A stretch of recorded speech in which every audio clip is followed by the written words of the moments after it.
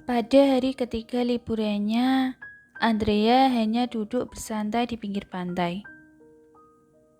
Di sisi lain, Andre dan Olive menyewa sebuah kapal pesiar dan mereka melakukan aktivitas memancing di sana. Ngomong-ngomong, di atas kapal itu hanya ada mereka berdua, tidak ada orang lain. Sayang, kalau kamu hanya pengen makan ikan bakar, aku loh bisa membelikanmu sampai sawarung-warungnya. Kita tidak perlu kan susah-susah seperti ini. Olive menoleh kepada Andre dengan tatapan mautnya. Oke. Dengan duduk sembari menyilangkan satu kakinya, laki-laki itu mulai bernyanyi dan bersiul. Remember when I told you no matter where I go. Mendengar nyanyian Andre, Olive tersenyum diam-diam. Merasa boring karena tak kunjung ada ikan yang memakan umpan darinya. Andre berdiri dan kembali ke dek kapal. Dia mengeluarkan drone kesayangannya dari tas punggung warna hitam miliknya. Drone tersebut sangat kecil dan ringan. Bila tidak diperhatikan dengan seksama pada jarak 1 meter pun, tidak akan ada yang tahu kalau benda tersebut adalah drone.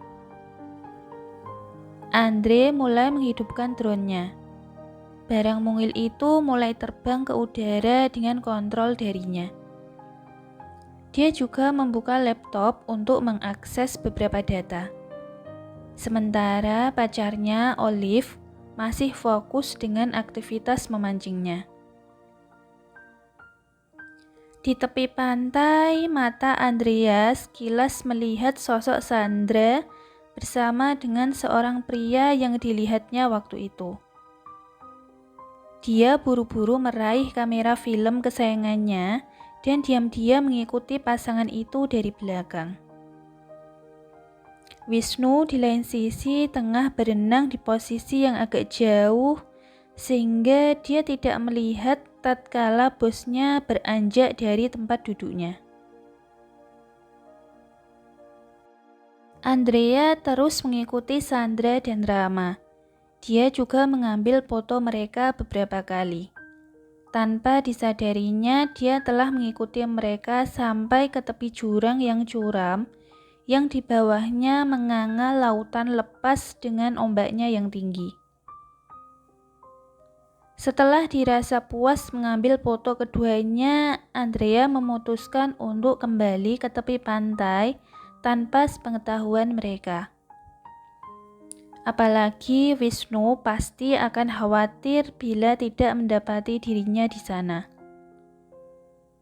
Dia menundukkan kepalanya, mengecek sekali lagi foto-foto itu sebelum pergi. Naasnya, keberadaan Andrea diketahui oleh Rama. Apa kamu sudah puas mengambil foto-foto kami, Nona? Pria itu tersenyum kecut memandang Andrea. Andrea tersentak mendengar suara Rama. Dia mengangkat kepalanya dan melihat sosok Sandra dengan pria yang diikutinya itu kini berada tidak jauh di depannya. Pria itu memakai kemeja lengan panjang warna putih polos dan celana pendek 3/4.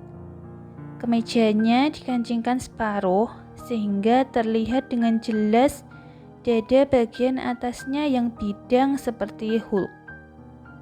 Postur tubuhnya yang tinggi besar 11-12 dengan suaminya, Haris. Hanya saja pria itu membiarkan kumisnya tumbuh tipis-tipis, sehingga vibes hot om-om tetap melekat padanya. Andrea merasa ketakutan. Wajahnya mulai pucat dan kakinya gemetar. Dia memegang kameranya erat-erat. Andrea menghela nafasnya dan berusaha menyembunyikan ketakutannya. Iya, saya rasa ini sudah cukup untuk koleksi. Andrea mencoba berkata dengan tenang. Melihat wajah Andrea yang berubah pucat, Sandra membisikkan sesuatu pada Rama. Apa kamu tahu siapa aku? Rama bertanya dengan nada santai. Dia mulai berjalan mendekati gadis itu. Tidak, Tuan, tapi saya tahu dia.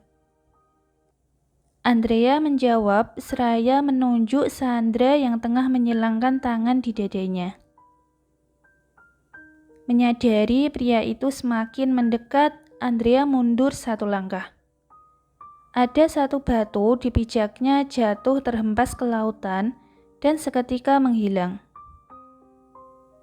Matanya terbelalak melihat batu yang jatuh tersebut. Keringat dingin mulai mengucur dari kepalanya. Apa yang akan kamu lakukan dengan foto-foto itu? Rama bertanya kembali. Pria itu sekarang sudah berdiri tepat di hadapannya. Ini tidak ada urusannya dengan Anda. Rama hanya tersenyum kecut dan merebut kamera yang ada di tangan Andrea. Dia menekan tombol display button pada kamera tersebut. Andrea shock dengan aksi pria itu. Dia berdiri mematung di tempatnya, tidak bergerak sedikit pun.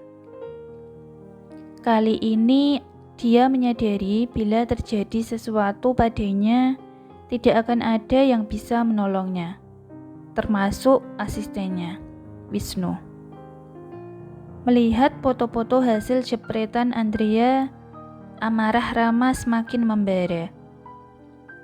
Pandangan matanya berubah menjadi sangat dingin dan ia berkata kembali, "Tidak ada urusannya denganku. Kau yakin?" Rama melempar kamera itu sampai ke lautan. Tidak! Andrea berusaha menangkap kamera miliknya, tapi tiba-tiba kakinya tergelincir dan ia juga terjatuh. Berbeda dengan kameranya yang jatuh lurus langsung ke lautan, kepala Andrea sempat terbentur di bebatuan yang terjal di pinggir jurang, sebelum akhirnya tubuh gadis itu hilang seketika.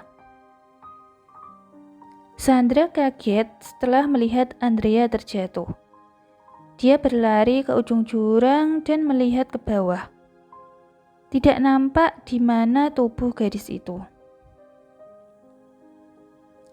Apa yang kamu lakukan? Haris pasti akan marah bila dia tahu tentang hal ini.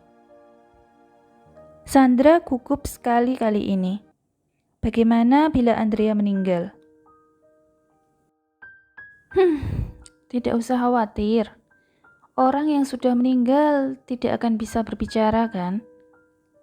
Rama berkata dengan suara datar, seolah tidak terjadi apa-apa.